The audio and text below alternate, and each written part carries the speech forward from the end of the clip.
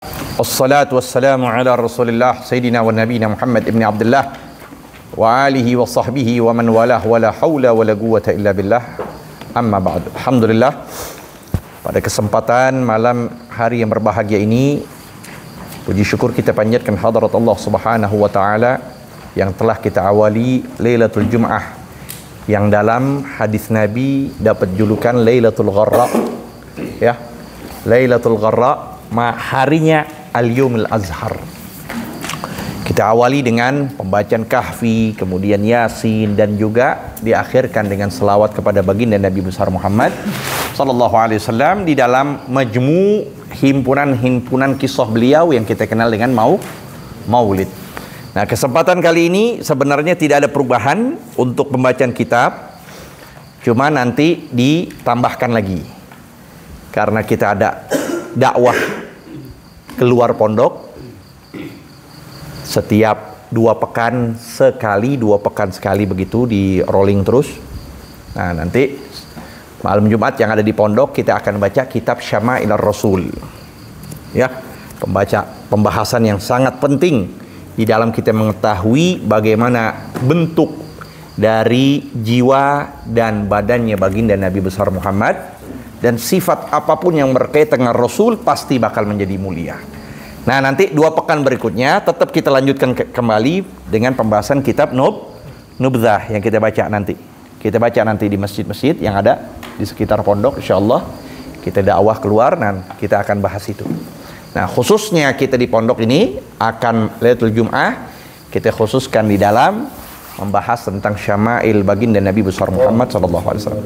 Sebenarnya kitab Syama'il itu banyak sekali, yaitu berbicara tentang apa yang berkaitan dengan Rasul, sifat, khuluq dan khalq, budi pekerti dan posturnya, tuh, perangainya Nabi dan bentuk dari badannya Rasul.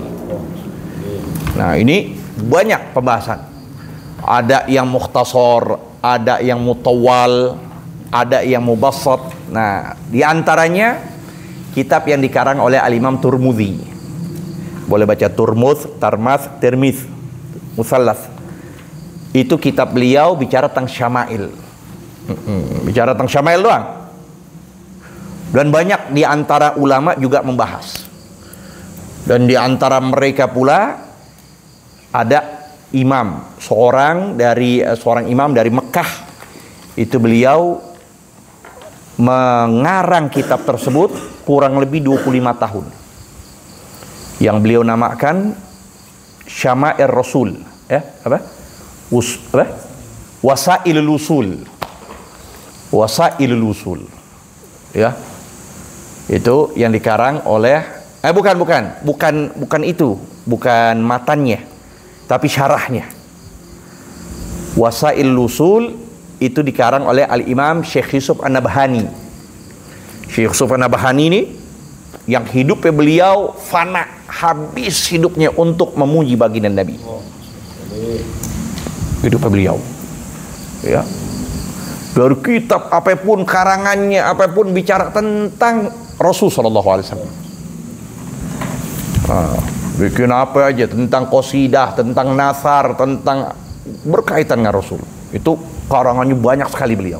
Di antaranya itu apa tadi? Wasailul Usul. Nah, disyarahkan yang bernama Muntahassul. Itu oleh Imam Lahji. Nah, itu kurang lebih 25 tahun beliau mensyarahkan itu. Ya, 4 jilid. Bicara panjang lebar syarahnya itu. Banyak fawaid di dalamnya. Nah, ada di antara yang kita saat ini dipegang oleh kita semua, kitab yang disebut dengan Syama'ilur Rasul. Pengarangnya alhamdulillah juga masih hidup, orang Tarim Hadramut, Dr. Said Alwi bin Hamid bin Syihabuddin. Nah, ini beliau ala tariqal hadis, atas model baru, tanya jawab. Insyaallah mendapatkan keberkahan, kita bisa mengetahui lebih lagi tentang baginda Nabi sallallahu alaihi wasallam, yang tambah kenal insyaallah tambah cinta kepada Rasul sallallahu alaihi wasallam. Ayah, kita mulai dari pembahasan pertama, apa yang diucapkan oleh musannif Bismillahirrahmanirrahim. Qala al-musannif rahimahullah wa nafa'ana bih wa bi 'ulumihi fid dharain amin. Radhiyallahu ta'ala anhu. Sifatun Nabi sallallahu alaihi wasallam. Sifat dari baginda Nabi sallallahu alaihi wasallam. Artinya ada yang namanya sifat as-sifatul khuluqiyah, ada as-sifatul khalqiyah. Kalau as-sifatul khuluqiyah berkaitan dengan akhlak Nabi. Ya, berkaitan dengan akhlak dan sebagainya. Ini ada as-sifatul khalqiyah. Maka di kitab Habib Ali Habsyi yang kita baca, karena Nabi sallallahu alaihi wasallam ahsanin nasi khuluqan wa khalqa. Ahsanan nasi khuluqan wa khalqa. Paling bagus dari sifat akhlaknya Nabi, perangainya, dan pula dari bentuk ya ciptaan Rasulullah. Allah yang menciptakan Nabi begitu amat sempurna, tidak ada sedikit pun kekurangan. Sampai Al-Imam Hasan bin Thabit beliau menyatakan, khuliqta mubarra'an min kulli aibin ka'annaka qad khuliqta kama tasha'u. Engkau terciptakan dalam keadaan terlepas dari setiap kekurangan, seakan-akan engkaulah yang menciptakan diri engkau sendiri ya Rasulullah. Ya, dari badannya, dari kepalanya, dari telinganya, dari alisnya, dari matanya, dari hidungnya, dari semua dipretelkan semua, serba kemuliaan, seakan-akan Nabi yang menciptakan diri Nabi sendiri. Karena tidak ada sedikit pun kekurangan. Sallallahu alaihi wasallam. Nah, di sini beliau menyatakan, hal kana Rasul sallallahu alaihi wasallam tawilan am qasira? Apakah Nabi sallallahu alaihi wasallam beliau tinggi ya, am qasir atau sebaliknya beliau pendek? Tinggi ya sampai kita ngelihat ngangak begitu, atau pendek sampai kita tundukin kepala kita. Nah, karena sallallahu alaihi wasallam mu'tadilal qamah. Adalah Nabi sallallahu alaihi wasallam mu'tadilal qamah. Sedang-sedang. Artinya enggak tinggi juga tidak pendek.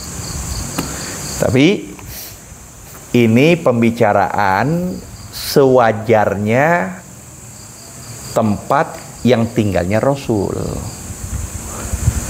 Enggak kita bisa kiaskan kepada tempat tinggal kita.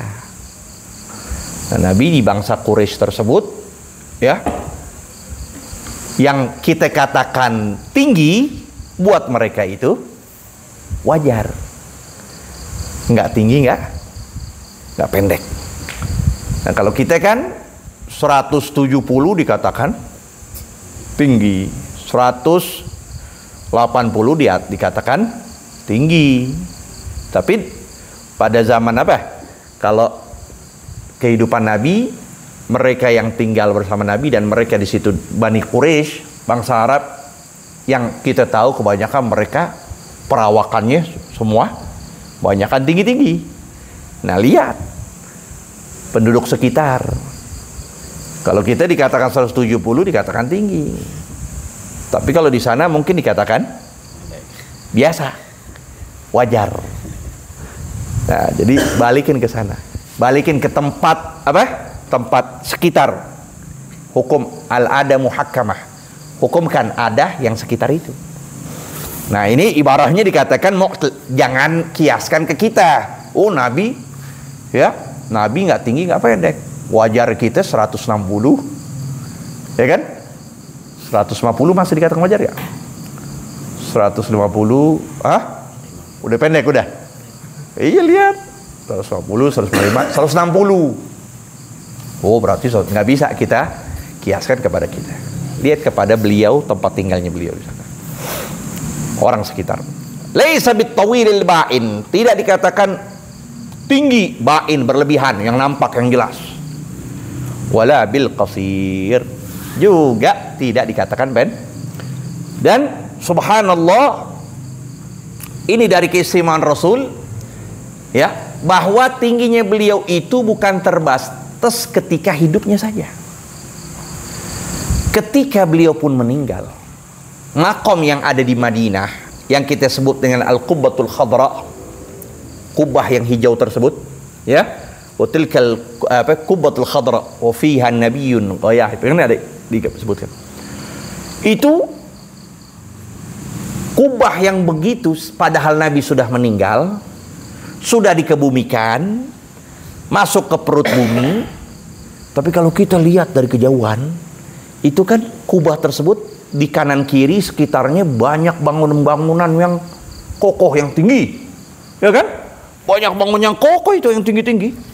Kalau kita lihat kejauhan, udah kita lihat kubahnya Nabi, itu dari keistimewaan beliau yang Allah muliakan, seakan-akan kubah itu lebih tinggi dari bangunan-bangunan sekitar.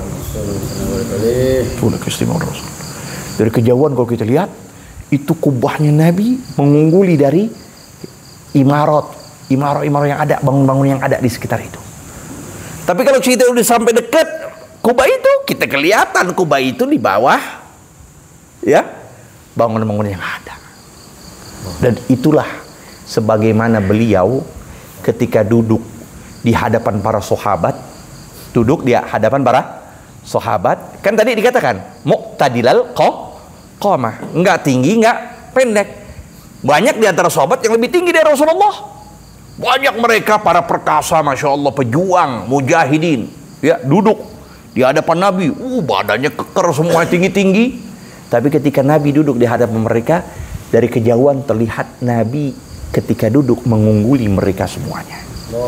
Jadi ketika di kejauhan dilihatlah oleh orang yang melihat adalah Nabi yang lebih tinggi dari mereka semua. Tapi ketika sudah mendekati, nah, terlihat bahwa Nabi berada di bawah mereka yang lebih tinggi dari Rasulullah. Itu mukjizat yang Allah berikan, baik dalam keadaan hidup para Rasul atau ketika beliau sudah meninggal. Hal kana Rasul sallallahu alaihi wasallam abyadul lawn am asmara? Nah, pertanyaan lagi. Apakah Rasul sallallahu alaihi wasallam memiliki kulit yang putih berlebihan? Abyadul lawn, putih, ya, putih, am asfar, atau coklat. Karena sallallahu alaihi wasallam laisa bil abyadil ahmaq, ya, laisa bi abyadil amhaq, bukan ahmaq, amhaq. Tidaklah Nabi sallallahu alaihi wasallam putih yang mencolok seperti sebagian kulit seperti orang Cina, ya kan, putihnya berlebihan, ya. Tidak seperti itu. Nabi nggak putih berlebihan. Wala bila Adam, juga tidak sawo mateng. Jadi beliau putih, tapi putihnya nggak berlebihan, juga nggak coklat sawo mateng kayak kita. Tapi beliau putih, taunya putih. Maka disebut indal bayad nisful jamal. Putih itu setengah, ya, kecantikan, keindahan. Tuh. Jadi Nabi putih, tapi nggak terlalu putih, bukan sawo mateng. Nah, kita lihat gimana itu Rasul, ya.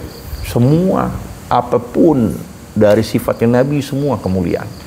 Nggak bisa orang mengkritik Rasulullah dengan dari ujung sini, ujung situ, atas bawah, nggak ada bisa. Yang ada mereka tunduk, ujung-ujungnya memeluk agama Islam.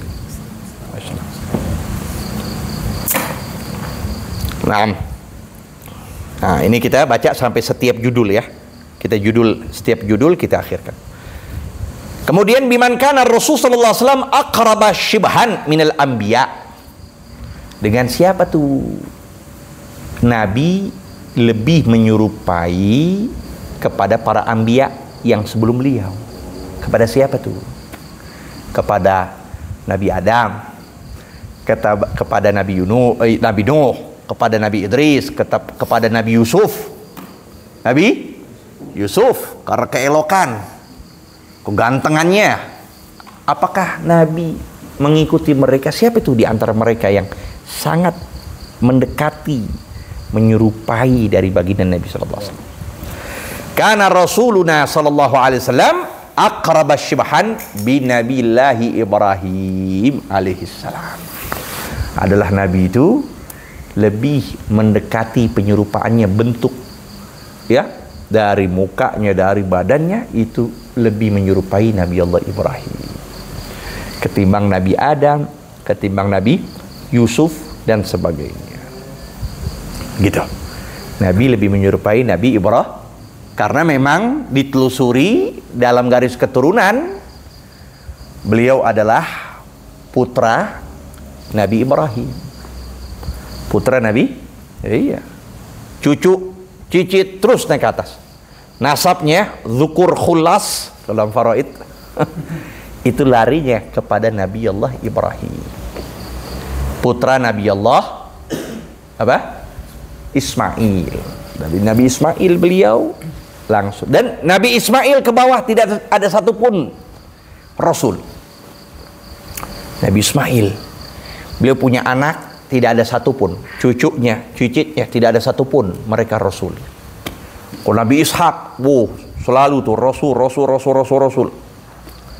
Tapi diakhirkan tuh, kemuliaan Nabi Ismail diakhirkan oleh khatamun nubuwah, yaitu baginda Nabi besar Muhammad.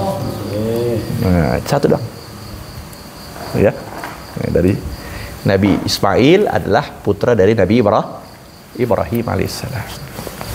Sehingga keistimewaan Nabi Ibrahim dengan julukan 3. Yang pertama, galbuhu lirrahman.